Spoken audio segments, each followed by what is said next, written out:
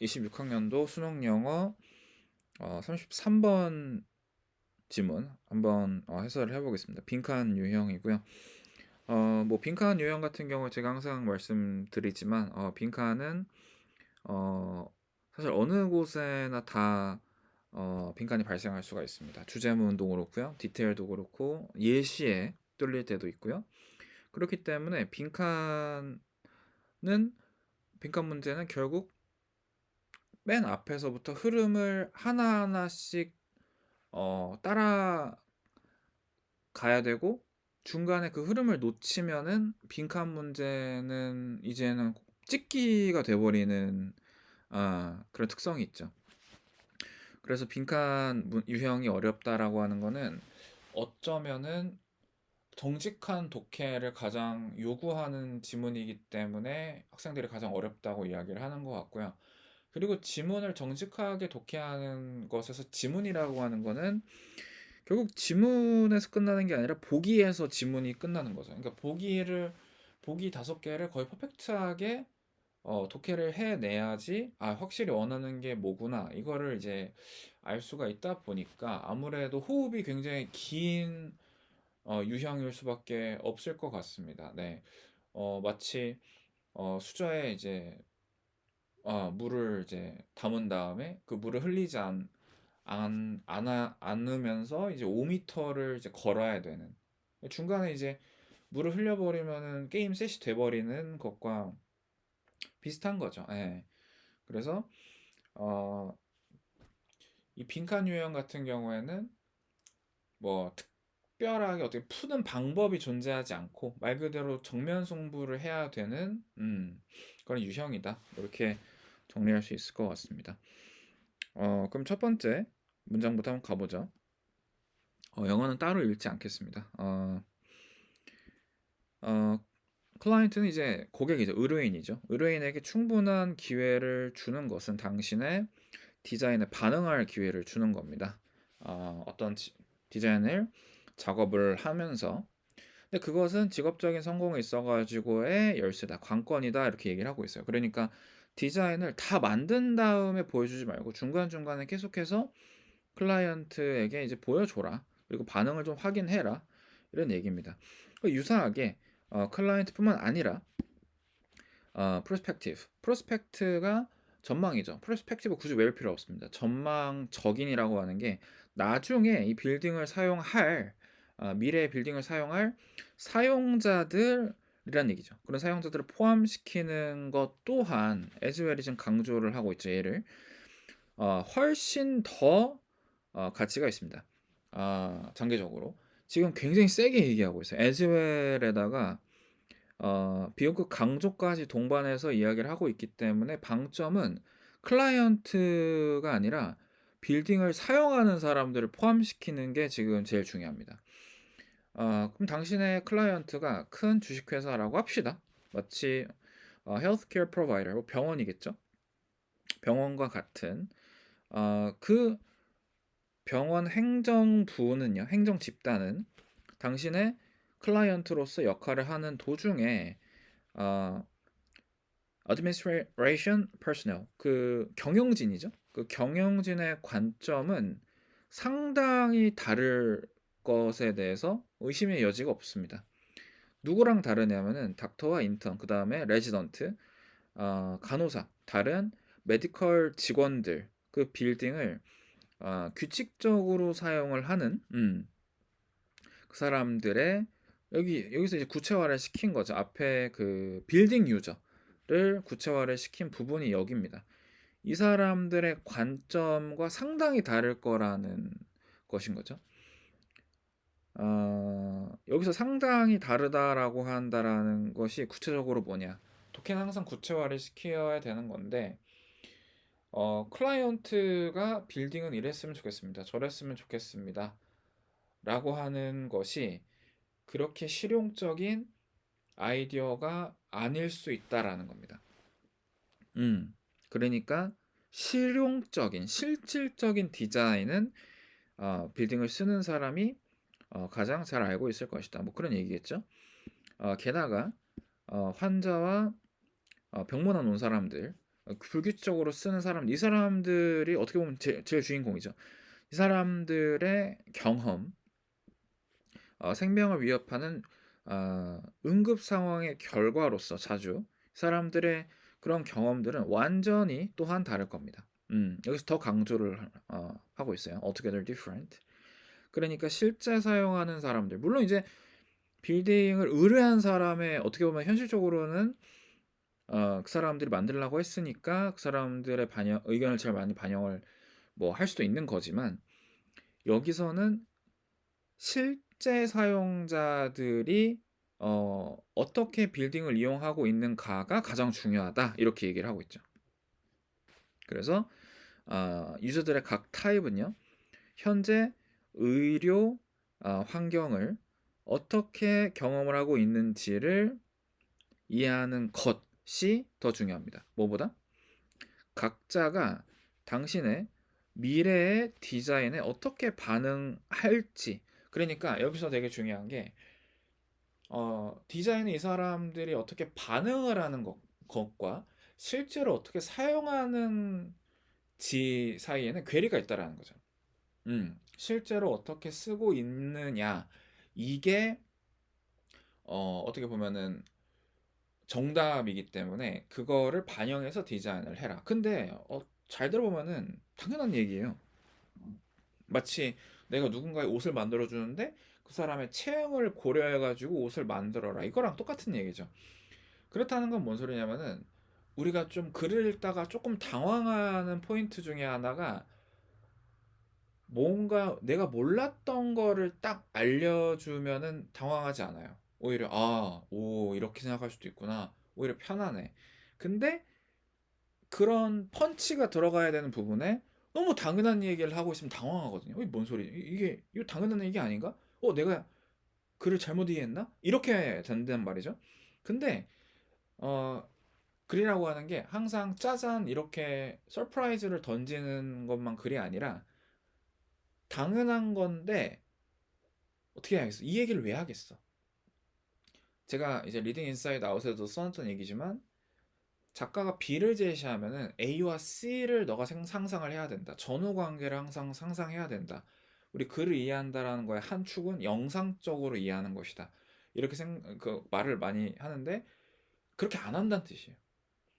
예, 이 당연한 거를 이 사람들은 안 하는 거야, 잘. 그러니까 잔소리하고 있는 거야, 지금.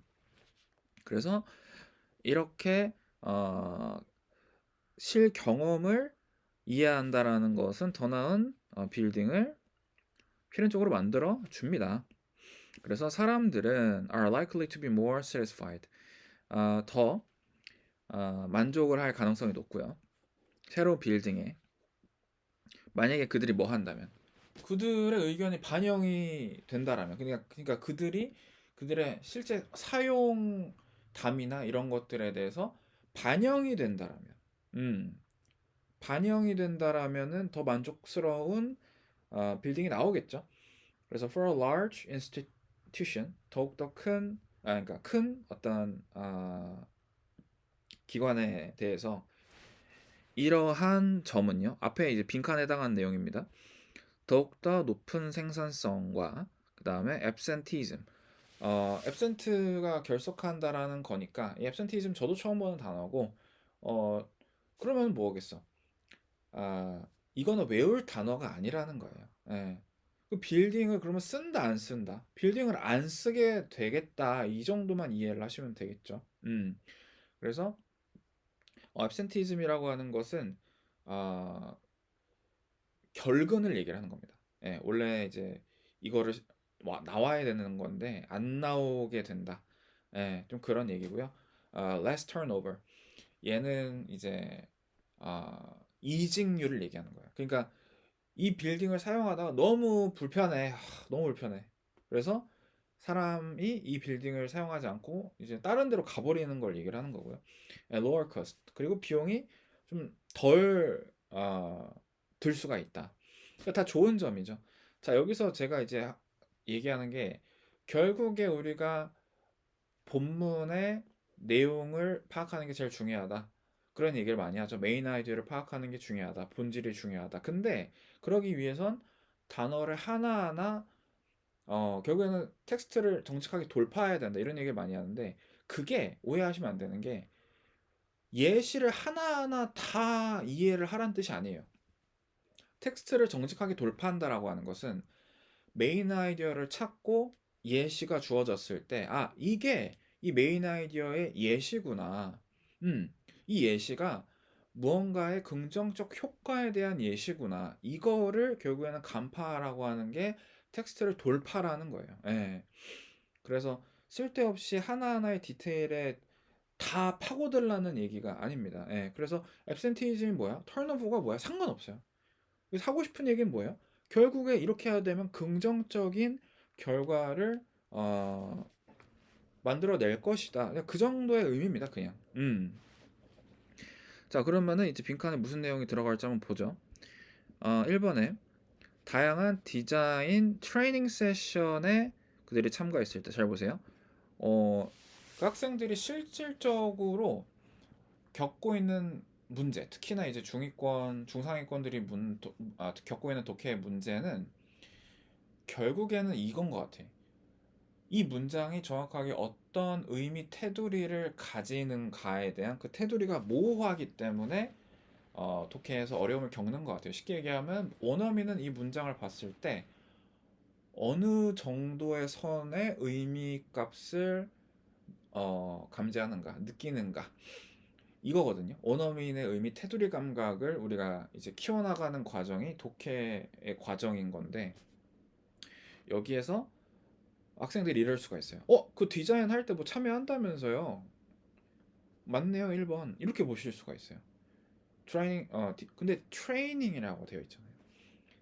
디자인을 훈련하는 거는 디자이너가 받아야 되는 거예요. 예. 사람들이, 일반인들이 받는 게 아니라. 그렇기 때문에 1번은 안 되는 것이고, 2번에 are given the opportunity to draft a new design. 얘도 이렇게 생각할 수 있어요. 새로운 디자인 만든다며, 새로운 건물을 만들 때, 그때 참여한다며, 2번이 정답이네. 이렇게 갈 수도 있어요. 드래프트라고 하는 거 뭐, 구상하는 거잖아요, 선생님. 구상하는 기회 얻는 거 맞네요. 자, 여기에서 그게 바로 의미의 테두리를 여러분 너무 광범위하게 본 거예요. 예. 이 드래프트는 진짜 디자인을 한다는 얘기예요. 디자이너가 디자인을 하듯이 너 한번 디자인 한번 해봐. 너가 한번 설계 도면을 딱 너가 제시를 해봐. 그런 상황이 아니죠. 이 사람들은 디자이너에게 본인이 뭐 사용해 보니까 이렇더라 저렇더라 라고 하는 경험담을 나눠주는 거지. 이 사람들이 실제 드래프트를 하는 건 아닙니다. 예. 그래서 학생들이 이거 뉴 디자인을 드래프트할 기회, 그 드래프트 뭐 대충 그런 의미도 되는 거 아니에요? 이렇게 생각한다는 거죠. 예. 2번 아니고요. 3번에 실내를 만드는 거. 빌딩 디자이너가 실내를 만드는 문제가 아닌 건 이건 너무나 당연히 아닌 거죠. 이건 너무 장외죠. 장외로 나아가 버리는 복이고요. 4번 보겠습니다. 디자인 프로세스의 컨설트가 상담받아죠. 상담을 받는 거죠. 그렇지. 디자인 프로세스의 상담을 그들이 받는 거죠. 근데 4번 같은 경우 보시면은 여러분이 이런 느낌이 좀 들 것 같아요. 우리 기본적으로 많은 학습자들도 그렇고 많은 사람들이 학습에 대해서 이미지로 좀 판단을 하는 경우가 많아요. 네, 그러니까 본질적인 것보다는 이미지, 외모로 평가하는 경우가 많아요. 4번은 별로 외모가 그렇게 썩 좋지가 않아요. 네, 그쵸? 4번은 좀 이류 같은 느낌이 좀 있어. 그쵸? 보기 자체가. 그래서 정답으로 하는 건 내용은 맞는데 뭔가 썩 고르고 싶게 안 생겼어. 그쵸? 5번을 좀 보겠습니다. Share their perspectives on the building with each other. 오, 굉장히 멋있게 생겼죠.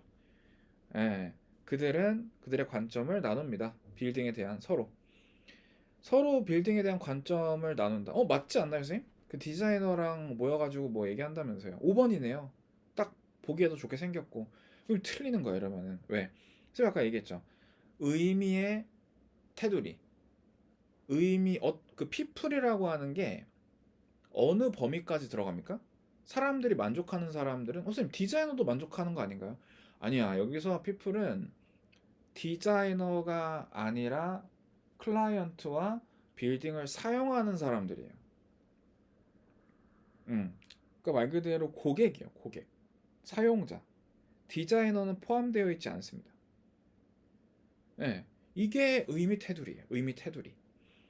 의미의 범위야. 그러면은 5번 어떤 의미가 되냐? 그 사람들끼리 모여가지고 서로 빌딩에 대한 관점을 서로 공유하는 거예요. 디자이너한테 공유하는 게 아니라 자기네들끼리 공유하는 거예요. 말이 됩니까? 안 되는 거죠.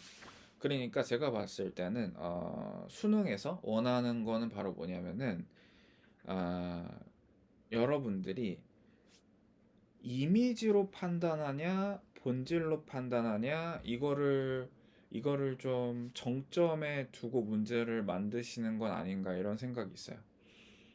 예. 그러니까 이미지를 결국에는 초월할 수 있는 능력이 있냐. 예. 이미지라고 하는 게 뭐냐면은 결국엔 그거예요. 그 영어를 잘하는 이미지가 뭐죠? 말을 막 빠바바바박 하고 막 유창하게 떠드는 게 말을 잘하는 이미지죠. 근데 사실 그렇지 않습니다. 그냥 한마디라도 조용히 있다가 촌철살인을 딱 해버리는 게 영어를 훨씬 더 잘하는 거예요. 발음 굳이 좋을 필요 없고. 음. 막 멋있는 말을 하는 게 영어를 잘하는 게 아니라 배려하는 것이 그 문장에 그대로 들어가 있는 영어가 굉장히 품격 있는 고급 영어입니다. 그러니까 쉽게 얘기하면 본질적인 게 더 중요하다라는 거죠. 결국에는 그 이미지 뭔가 이해를 이미지의 수준으로 가지고 있는 그거를 벗어날 수 있는가가 그러니까 이미지라는 상자에서 빠져나올 수 있는가 없는가가 결국에는 수능에서 원하는 사실 수능이라는 거를 뭐 굳이 갖다 붙일 필요 없죠. 결국에는 한 단계 초월적인 이해를 할 수 있는 가 이게 결국에는 관건이에요. 예. 그렇기 때문에 정답은 4번인 거죠. 결국에는. 그래서 이번 33번 그 빈칸 문제를 통해서 얻을 수 있는 교훈. 저는 그렇게 생각해요. 지문마다 레슨이 있어요. 예, 지문마다 이게 꼭 빈칸이라서 뭐 빈칸 유형에 좀 매몰돼 가지고 유형 이야기만 실컷 떠들다 끝나는 게 아니라 결국에는 어떤 이해라고 하는 것에 있어가지고의 특정한 면을 건들거든요. 이 33번은 그러한 의미에서 어, 어떤 문장이 있고 그 문장이 어떤 의미를 가지는가에 대한 것을 좀 많이 건드렸던 사건인 것 같습니다. 예를 들면은 F를 봤을 때 F의 뜻이 뭐예요? 사과죠. 그러면 F 안에 이미 사과라는 의미가 이미 들어있던 거예요. 그러니까 우리가 의미를 이해한다는 거는 이미 그 안에 존재하는 무언가를 발견하는 겁니다. 예. 사과 나무한테 가가지고 사과가 있나 없나 보는 거예요. 있으면 있고 없으면 없는 거죠. 근데 이게 안 보이면은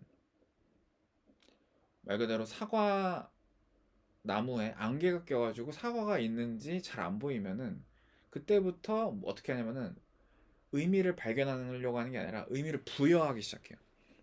예, 이거는 이런 의미를 가졌을 거야. 이 문장에 내재되어 있는 의미가 안 보이면은 의미를 본인이 줍니다. 예, 이게 이제 주관을 개입한다라는 거예요. 예, 주관을 개입한다. 대부분 다 그래요. 그러면서 매력적인 선지라고 하잖아요. 매력적인 오답이라고 하잖아요. 그 매력적인 오답이 왜 매력적이냐면은 의미가 이 답을 이 문장을 100% 이해하면은 이게 오답이라는 거를 명쾌하게 알 수 있어. 근데 그게 안 보인다라는 거죠. 그러니까 이제 의미를 이제 부여하기 시작하는 건데, 이제부터 이 문장은 이런 의미야. 부여를 하기 시작하는 건데, 정답에 해당하는 그 의미를, 정답에 해당하는 그 의미를 부여하는데 좀 그 유혹이죠. 그 유혹에 넘어갈 게 너무 잘생겼다는 뜻이야. 예. 이 정답인 문장이랑, 그쵸?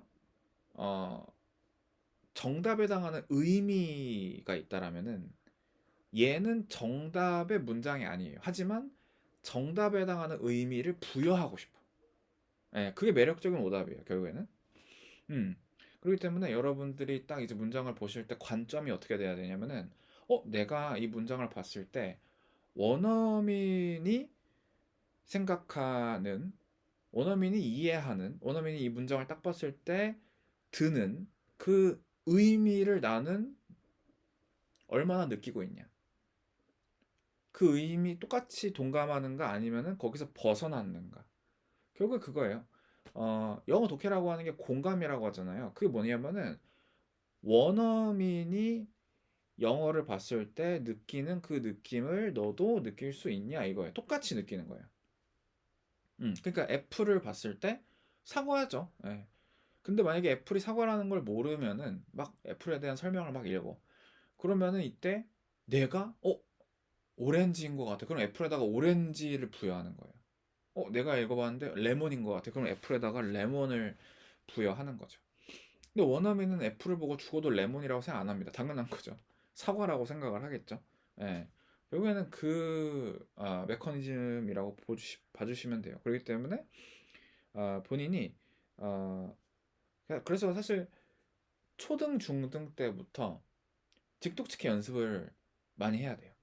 음, 단어를 단어로, 그러니까 1대1 대형식으로 이해를 하라는 게 아니라 어, 그 원어민의 이해에 그래도 최대한 가까이 접근하는 방법이 본인의 주관을 넣지 않고 그냥 차라리 바보처럼 직독직해를 해보는 게 초보자로서 할 수 있는 가장 원어민의 이해에 가깝게 다가가는 방법입니다. 차라리. 그렇기 때문에 그러한 편견 없이 의미값을 그래도 도출해내는 연습이 그래서 중요한 것이고, 근데 그 과정을 그냥 시간 때우기로 그냥 아무 생각 없이 막 하시면 안 돼요. 그러니까 그런 생각을 하고 해야 돼.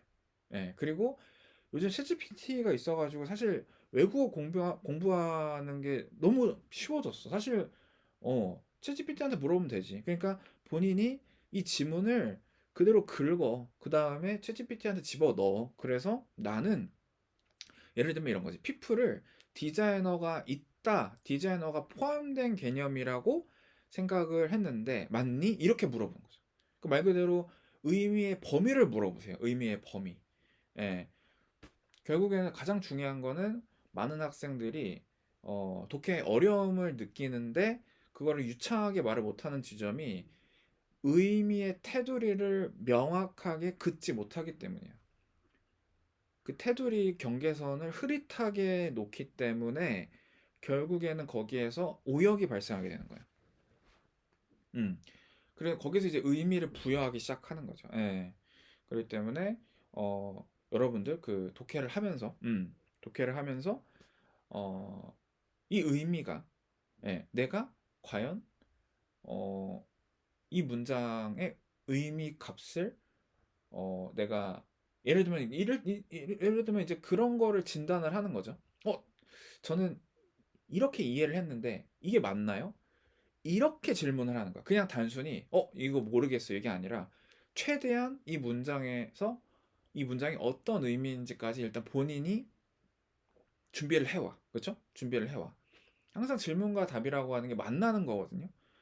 그냥 본인이 어느 정도 본인이 할 수 있는 거랑 본인이 이해한 거랑 본인이 이해 못한 부분을 확실하게 제시를 해줘야 돼. 그래서 여기가 지금 안 되는 거고요. 근데 사실 그 정도 되면은 이제 본인이 챗GPT한테 물어보면 되지. 예.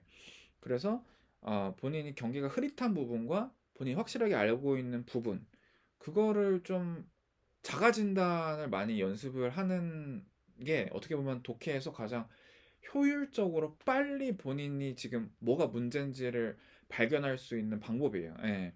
그냥 다 뭉뚱그려 놓고 그냥 대충 무슨 소리인지는 알겠는데, 그러니까 그거를 파악을 하라는 거예요. 예. 그러니까 의미가 흐릿하게 느껴지는 게 정확하게 어느 부분인 건지, 본인이 오해를 했다라면은 정확하게 어떻게 오해를 했는지, 그거를 이제 따져 나간다라는 그런 거죠. 예, 과정인 거죠. 아, 그래서 뭐 뒤에 뭐 이야기가 좀 길어졌는데, 그래서 빈칸 문제, 다시 한번 말씀드리지만 빈칸 유형 같은 경우에는 가장 어려운 유형이다라고 호소하는 이유가, 모든 문장을 사실은 이해를 해야 되기 때문에. 여기서 오해하시면 안 돼요. 모든 문장을 이해할 필요가 있다라는 게 정말 따박따박 다 이해를 하라는 얘기가 아니라는 거 아시죠? 그죠? 메인 아이디어와 다른 문장들의 역할을 이 글이 글 안에서 어떻게 하고 있는지, 어떤 역할을 하고 있는지를 알아내라는 얘기입니다. 근데 거기에서 하나라도 빈칸이 생기면은 이제 정확성이 좀 떨어질 수밖에 없다. 빈칸에 뭐가 들어가야 되는지에 대한 그런 이야기였습니다.